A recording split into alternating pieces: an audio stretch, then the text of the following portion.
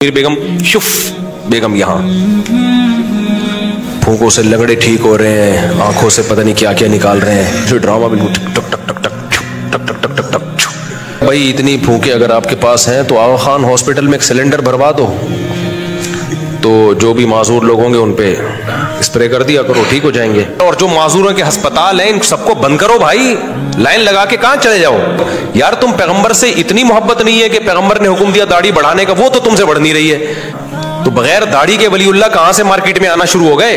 आप गेटअप देख लें, जो रंग बिरंगी गेटअप है, जो फंकारों अदाकारों वाला गेटअप होता है, वो जो एक्टरों पे सजता है, उलमा पे ये गेटअप सजता है। लोग डर रहे हैं उसके खिलाफ बोलते हुए ना, क्योंकि बहुत पावरफुल आदमी है। ये जो मैं रिकॉर्ड करवा रहा हूँ ना, ये इकरारुल हसन को अप्रिशिएट करने के लिए, उस एक बंदे ने नर वाला काम किया, वो डरा नहीं।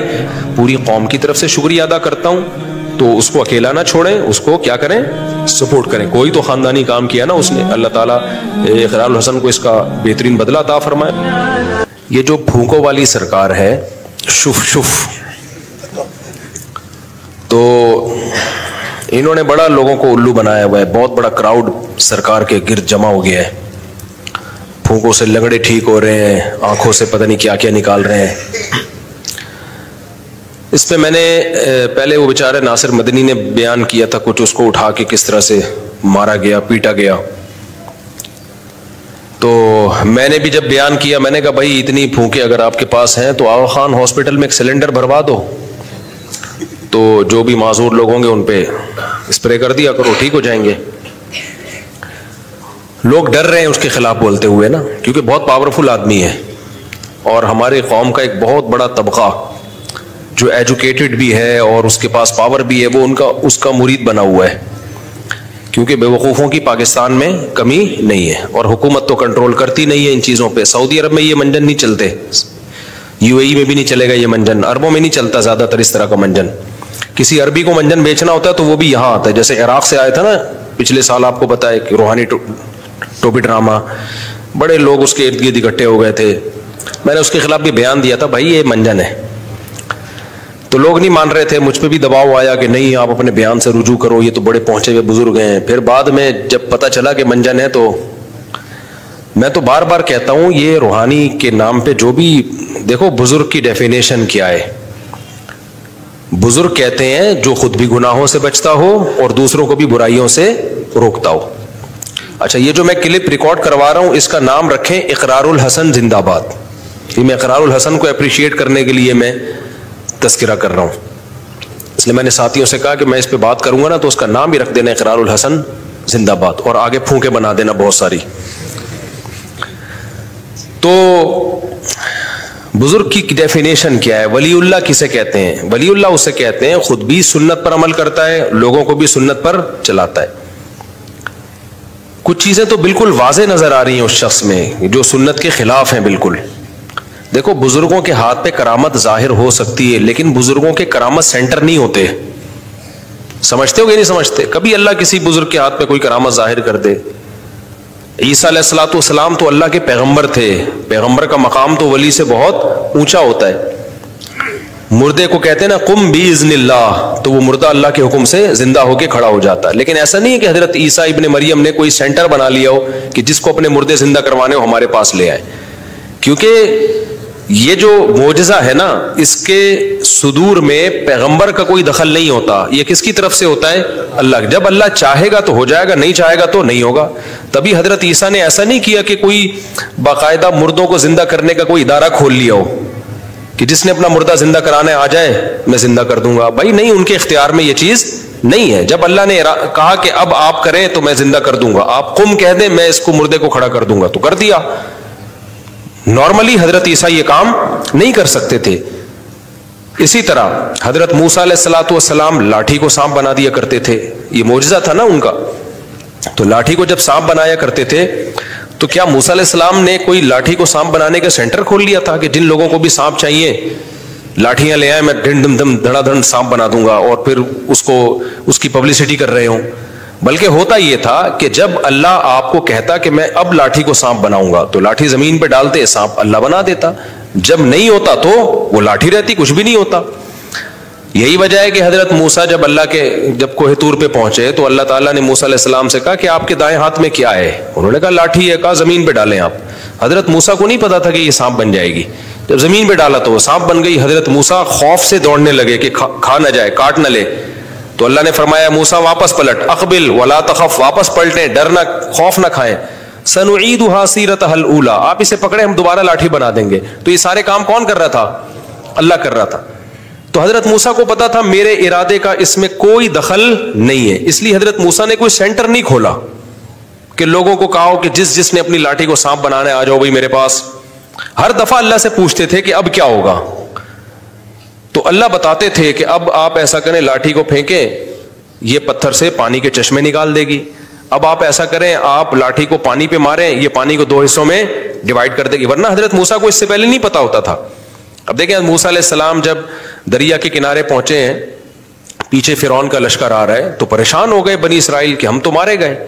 تو حضرت موسیٰ نے کیا کہا؟ یہ نہیں فرمایا کہ صبر کرو, میں جو ہے وہ ابھی میرے پاس ایک لاٹھی ہے, دیکھو میں کرتا کیا ہوں. نہ حضرت موسیٰ نے کہا بھائی اللہ ہی جانے کیا ہوگا, ان معی ربی, مجھے یہ پتا ہے اللہ میرا ساتھ نہیں چھوڑے گا, وہ کیسے ہمیں بچائے گا وہ تو اللہ ہی بہتر جانتا ہے. تو پتا تھا موسیٰ علیہ السلام کو یہ لاٹھی ہے بھائی کچھ نہیں کر سکتی, اللہ اب کیسے بچائے گا یہ اللہ کی مرضی ہے. تو اللہ نے وحی کی موسیٰ پر علیہ السلام پر کہ اے موسیٰ اس کو آپ پانی پہ ماریں اور کالطود العظیم, دونوں طرف پہاڑ جیسی موجیں رک جائیں گی. تو جب پیغمبر کا جن کا درجہ ولی اللہ سے بڑا ہے وہ معجزے سینٹر کھول کے نہیں بیٹھتے. جب اللہ ان کے ہاتھ پہ معجزے دکھانا چاہے دکھا دیتا ہے, نہیں دکھانا چاہے تو نہیں دکھاتا. ہمارے نبی صلی اللہ علیہ وسلم نے چاند کے ٹکڑے زندگی میں کتنی دفعہ کیے ہیں؟ بولو نا, 1 دفعہ کیے بس. اور ہر مطالبے کا آپ نے جواب بھی نہیں دیا. مشرکین کہتے تھے کہ سورہ بنی اسرائیل میں آپ دیکھ لیں, لن نؤمن لک حتی تفجر لنا من الارض ينبوعا, اے پیغمبر ہم آپ پر اس وقت تک ایمان نہیں لائیں گے جب تک آپ زمین سے چشمے جاری نہ کر دیں. تو ہمارے نبی نے یہ نہیں کیا کہ یوں کیا اور چشمہ جاری, نہ کہا بھائی میں کہاں سے چشمے جاری کر سکتا ہوں. پھر انہوں نے کہا کہ او یکون لک بیت من زخرف او یکون لک جنت من نخیل, آپ کے لیے کھجور کا باغ ہونا چاہیے, وعنب, انگوروں کے باغ ہونے چاہیے, فتفجر الانہار خلالہا تفجیرا, آپ اس کے بیچ میں نہریں جاری کر دیں. او ترقی فی السماء, آپ کو چاہیے آسمان پہ جائیں اور وہاں سے کتاب لے کر آئیں, یہ فرشتہ کیوں کتاب لے کر آ رہا ہے؟ تو ان سب باتوں کے جواب میں نبی نے کیا کہا؟ اللہ نے فرمایا قل, اے نبی آپ ان کو کہہ دیجئے سبحان ربی, میرا رب ہر عیب سے پاک ہے, یہ سارے کام اللہ کر سکتا ہے, میں نہیں کر سکتا. حل کنت الا بشر رسولا, میں تو ایک انسان ہوں, اللہ کا پیغمبر ہوں, میں نے کب دعوے کیے کہ میں یہ سب کچھ کر سکتا ہوں؟ اب سوال پیدا ہوتا ہے جب نہیں کر سکتے تو پھر چاند کے 2 ٹکڑے کیوں کر دیے؟ بھائی اللہ نے کرا دیے اس وقت, جب اللہ کرا دے گا تو کر لیں گے, وہ بھی ایک ہی دفعہ ہوئے ہیں. اب یہ تھوڑی تھا کہ جب بھی کوئی آتا نبی کے پاس کہ آپ میرے سامنے ٹکڑے کریں تو پھر آپ 2 ٹکڑے کرتے, پھر کوئی تیسرا آتا ٹکڑے کریں آپ ٹکڑے کریں. اور شف والی سرکار کے پاس جب بھی کوئی لنگڑا جا رہا ہے سیدھا ہو کے جا رہا ہے, جب بھی کوئی اندھا آ رہا ہے سیدھا ہو کے آ رہا ہے, جب بھی کوئی آڑا ترشا ایک دم نٹ بولٹ سیدھے کیے شف سیدھا. یہ کون سی پھونک ہے بھائی؟ جو کام پیغمبروں کے معجزے اتنی کثرت سے جو ہے نا, اور معجزے سینٹر نہیں کھلتے باقاعدہ. تو پیغمبروں کے بعد دنیا میں اللہ کے ولی آتے ہیں, ان کے ہاتھ پہ اللہ بعض دفعہ کرامت ظاہر کر دیتے ہیں, لیکن وہ کرامت سینٹر کھول کے نہیں بیٹھتے. کرامتیں بھی ہوتی ہیں بعض دفعہ اللہ کسی ولی کے ہاتھ پہ, جیسے سلیمان علیہ الصلوۃ والسلام جو تھے, انہوں نے کہا کہ بھائی کون ہے جو ملکہ سبا کا تخت اٹھا کے لائے گا؟ ایک جن نے کہا میں لے کر آؤں گا. ایک بزرگ بیٹھے ہوئے تھے, انہوں نے کہا پلک جھپکنے سے پہلے حاضر کر دوں گا, یہ کہا اور تخت حاضر. 1 دفعہ ہو گیا بس. یہ کیوں اللہ نے ان بزرگ کے دل میں الہام کر دیا کہ میں آپ کے ہاتھ پہ کرامت ظاہر کروں گا. اب ظاہر ہے کوئی انسان یہ کام نہیں کر سکتا, یہ اللہ نے کر دیا. تو کیا وہ بزرگ کرامت سینٹر کھول کے بیٹھ گئے کہ جس کو اب تخت منگوانا ہوگا شف تخت حاضر؟ 1 ہی دفعہ ہوا ہے, اس سے زیادہ ہونا شروع ہو جاتا تو نظام عالم تباہ ہو جاتا. اب ایسا نہیں ہوا. اب دیکھو قرآن کہتا ہے ہم نے سلیمان علیہ السلام کے تابع ہوا کو کر دیا تھا. ہوا سلیمان علیہ السلام کو اٹھا کے لے جاتی ان کے تخت کو, 1 مہینے کا سفر چند گھنٹوں میں طے کرا دیتی تھی وہ. یہ قرآن میں ہے غدوها شہر ورواحها شہر, سوال پیدا ہوتا ہے کہ 2-3 گھنٹے تو پھر بھی لگ رہے تھے نا ان کو کسی ملک میں پہنچنے میں, کہ تخت اٹھا کے سلیمان علیہ السلام سمیت جائے گی وہ ہوا اور ایک ملک سے دوسرے ملک پہنچا دے گی. تو سلیمان علیہ السلام اور بزرگ سے کہتے کہ یار تم نے چند سیکنڈوں کے اندر میری پلک جھپکنے سے پہلے ملکہ سبا کا اتنا بھاری بھرکم تخت وہاں سے سینکڑوں کلومیٹر دور سے اٹھا کے لے آئے, تو اب ہوا کے تکلف کی ہمیں ضرورت کیا ہے؟ بولو شف. وہ بزرگ بولتے شف, اور سلیمان علیہ السلام کا 1 سیکنڈ کے اندر تخت اس ملک سے اس ملک.